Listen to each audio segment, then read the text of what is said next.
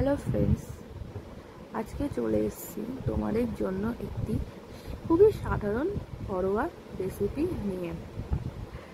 প্রথমে জ্বালিয়ে নিলাম গ্যাস, তারপর গ্যাসে বসিয়ে নিলাম কড়াইটা গরম হয়ে গেলে তার মধ্যে খুব কম পরিমাণে দিয়ে দেবো তেল।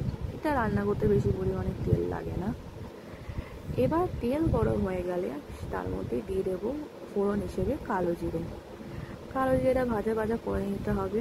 তারপর দিয়ে দেবো কেটে রাখা কুমড়ো, আলু আর কলমি শাক, সাথে কাঁচা লঙ্কা, যে যেমন ঝাল খায়। এবার কুমড়ো, আলু, কলমি শাকটাকে একটু ভালো করে নাড়াচাড়া করে নেব। নাড়াচাড়া হয়ে গেলে তার মধ্যে দিয়ে দেবো পরিমাণ মতো একটু নুন আর দিয়ে দেবো পরিমাণ মতো একটু হলুদ। পরিমাণ মতো নুন আর হলুদ দেওয়ার পর একটু ভালো করে নাড়াচাড়া করে নেব।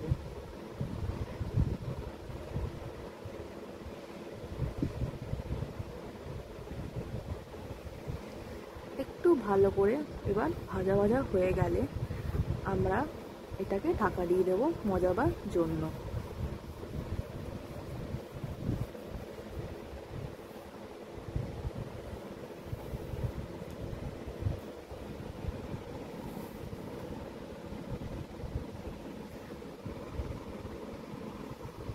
একটু সামান্য পরিমাণে কুমড়ো, আলু, কলমি শাক মজে গেলে ঢাকনা খুলে দেব।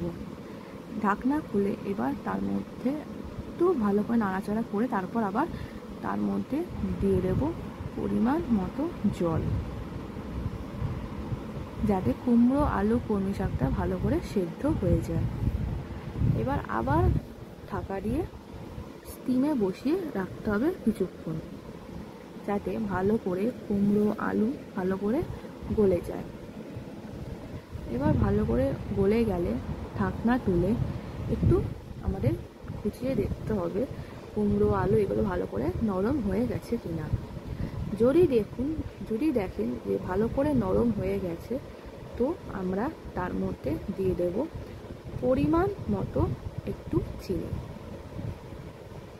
পরিমাণ মতো চিনি দিয়ে দিলে তারপর ভালো করে এটাকে ফুটিয়ে নেব।